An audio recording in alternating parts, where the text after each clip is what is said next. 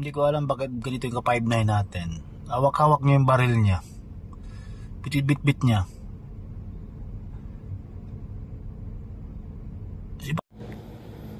Okay.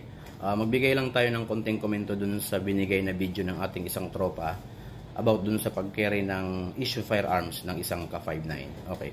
Ang pinaka-issue lang naman dito is yung pag-carry ng 5.9 dun sa kanyang service firearms. So balik po tayo dun sa ating pistol muna. Pistol and revolver. Pag ang issue firearms po ay pistol and revolver, pag ikaw po ay nag-assume na ng duty sa yung AOR as security dyan mismo sa pinag-dutyhan mo. Pag nag-assume ka na ng duty, ang pistol and revolver ay naka-holster na po yan. Diretso po yan sa holster. Pagkatapos nyo po maklear and then nakita nyo na safe na ang firearms, holster na po yan. Tatanggalin lang po sa holster pag ikaw po ay naka-break, kung lalabas po kayo sa AOR, or kung kayo po ay papalitan na ulit ng iyong body. So yun po, tatanggalin nyo na po yung holster, yung firearms nyo sa holster. And then pag na-check naman ni body ang firearms na clear and then safe, pwede na po niya i-holster again. Yun.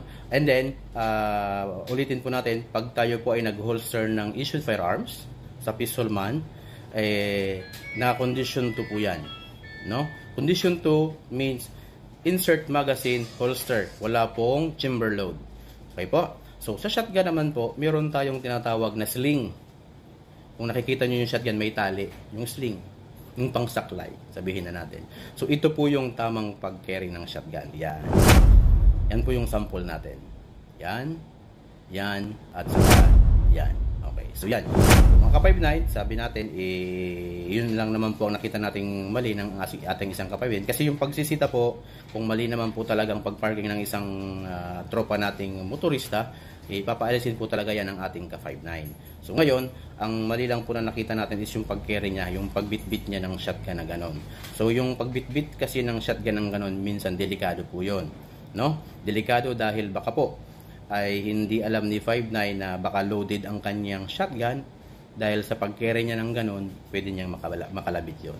Okay? So, yun lang po. Sana po ay walang magalit sa ating komento, dahil yung komento po natin is para po sa ikakabuti ng ating mga ka-5.9. Para po, at least, kung meron man pong mag-carry ng ganon, alam na nila ang kanilang gagawin. So, kailangan po ng sling pag shotgun po ang issued firearms. Yun lang po. Maraming salamat at mag-ingat po tayong lahat.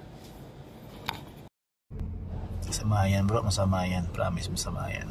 Bawal yata yan bro eh. Yung pagkakalam ko ha. Maninita ka lang ng nagpa-parking dyan, binibit-bit mo yung shotgun mo ng ganyan. Sige, ipasa natin sa kuwan, mas nakakaalam.